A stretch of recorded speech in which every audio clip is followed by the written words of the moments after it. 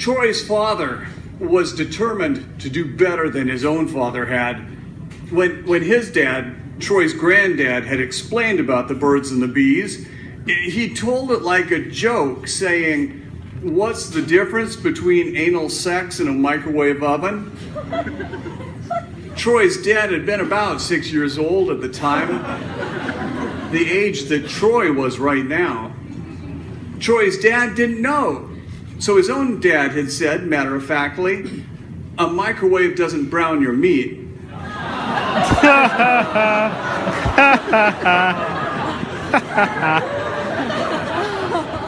That was it.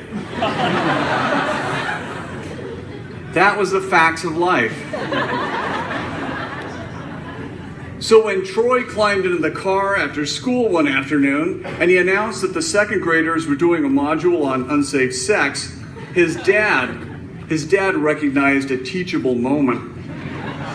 The school hadn't even covered sex, and already they were telling kids what not to do. Nonetheless, Troy's dad knew what all politicians know, that you don't answer the question that somebody asks, you answer the question that you wish that they had asked. And when it came to unsafe sex, Troy's dad had pretty much written the book. They were in the car, so that seemed as good a launching pad as any. They were driving home, so Troy's dad had to watch where he was going. He told Troy that sometimes, when mommies and daddies love each other very, very much, they want to be alone. He said how when they're only high schoolers, sometimes the only place to be alone is in a car, even if it's a Dodge Dart with sticky duct tape covering the rips and the vinyl upholstery. And even then, they need to buy tickets to a drive-in movie, something almost impossible to explain to a kid these days, except to say it's like a television set so big that it could cover one whole side of the building where Daddy works. Even if the movie playing that week is The Getaway starring Sally Struthers, which is almost beside the point because the only reason why mommies and daddies go to the drive-in theaters is to be alone. And when they're in high school, the urge to be alone and to kiss and touch and torch a little weed and wrestle around like two freshly skinned porn stars on a bed of hot salt. Well, mommies and daddies in that situation, they'd buy tickets to watch paint dry if it would guarantee them a couple hours of being out from under everybody's thumb, even if what they have is real, true, eternal love that older mommies and daddies have forgotten is even possible. Even then, a Dodge Dart isn't the best kind of set of hookup wheels because some dipshit previous owner replaced the front bench seat with two bucket seats. And the back seat offers only enough room to do it front to back, pitcher-catcher style, laying on their sides. Not the best of positions because the mommy says it always puts so much air inside of her.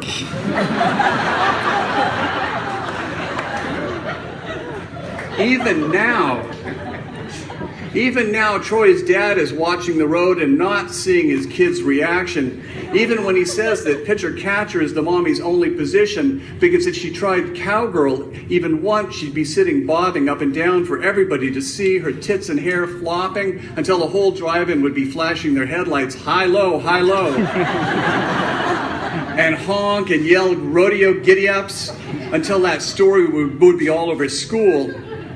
Even then, this daddy at the drive-in nominates that they try a little 69 to get the party started.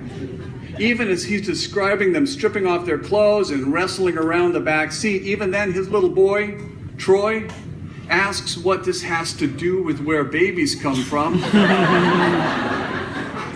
Even if his dad has reached the moment when the mommy takes the daddy's danger zone between two fingers of her hand, like she's picking up used trash off the floor of a public toilet, and she says he's not smelling as fresh as she'd like. And she's having second thoughts, even after he's explained about how clean he is and the nature of foreskin.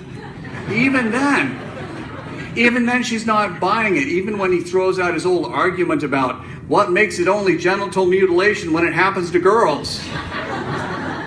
Even then she is frosting over, even when he says genital mutilation is genital mutilation no matter how you slice it.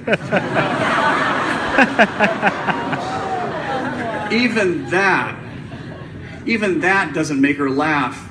Even when he winks to indicate that he's just kidding, even then she's dug in her heels regarding the possibility of copying his junk.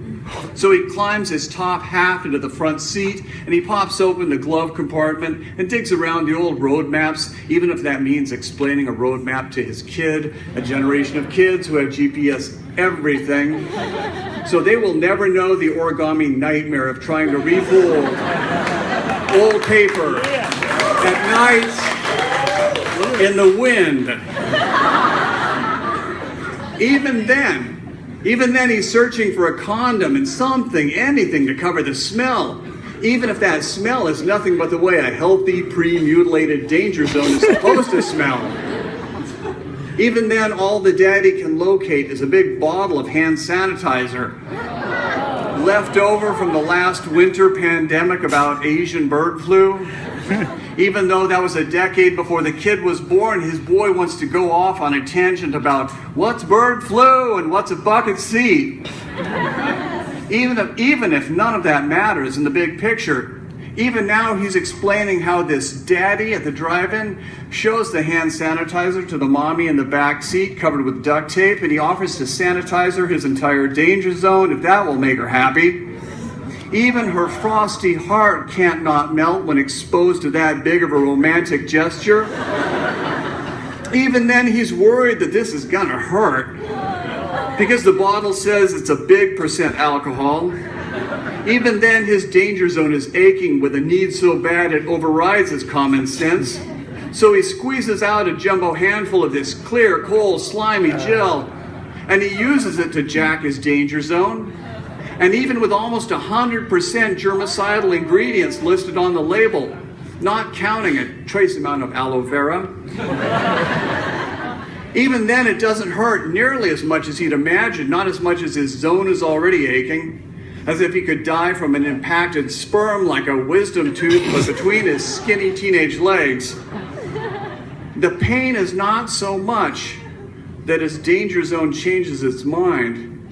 Even when the mommy still won't give him throat, even then his danger zone is still as rock hard as the nose on his face. Even when he face plants dead center in the mommy's danger zone and goes to town playing this game that they call Flipper, which is based on a TV show so old that even Nickelodeon won't touch it. Even then, this mommy won't put her lips to work because now she's worried about getting poisoned by chemical compounds. Even then, instead of giving up, the daddy stays face down, holding his breath, playing Flipper, treading water with his tongue because he knows that if she's hot enough, she'll agree to anything. Even now, Troy's dad keeps his eyes on the road while he senses this tidal wave of questions building up inside of his kid. Even then, the drive-in daddy does not come up for air, but only dog paddles with his tongue until the moment that she is so flooded that he can flip his face back so fast, a spray of her mommy juice will fly off the end of his nose in a sloppy arc of splash while he squeaks a fast of dolphin laughs. And he claps his hands together like those little dolphin flippers, like every time they watch that show growing up on TV. Even then, his danger zone is full to bursting with about 2,000 pounds per square inch of pressurized daddy juice. When smell or not, this mommy wants nothing more in the world than pitcher-catcher front to back on the rear seat of the Dodge Dart, air or no air inside of her. Even then, what's left unsaid is how her mommy time, her monthly mommy time, is no fewer than 11 days past his normal ETA. Even then, she's telling herself that it could be from throwing up one too many corn dogs. Even if she's done the math in her head and she pictures her mistake already the size of a cell cluster. Even then, his kid, Troy, asks, "Was that the start of me?" Still trying to steer the whole birds and bees routine. Even then, the daddy in the Dodge Dart is slamming danger zones with the mommy. Such sweet, perfect memories, with Sally Struthers saying something to Peter Fonda on the drive-in movie screen. Even then, he's got no idea that he is already a daddy. No, he's just slamming away with dried flipper water, making the skin across his face tight until he hears the mommy squeal like every Christmas morning rolled into one, and he lets himself go. And even then, he wants to go again. But she says to first smoke a fatty she's got in her purse. And she crawls out from next to him, and she pinches out this blunt, and she sparks a lighter, paraquat and malathion be damned. Even then, she's complaining about the air that he's trapped inside of her. Even as she torches the blunt, and they can hear it's not great stuff, because even with Sally Struthers squawking something, they can both hear the seeds popping when she takes a long drag. Even as they start swatting together their danger zones again, because in a daddy's high school years, it never really goes all the way soft. Even then, this kid Troy, he wants to know why they'd smoke a fatty at the risk of giving him unborn brain damage.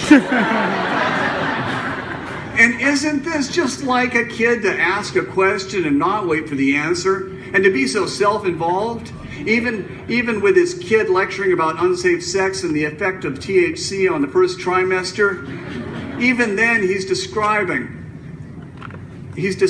how this one seed pops loud and sparks like July 4th, and showers sparks down until these sparks land in the mommy's bush.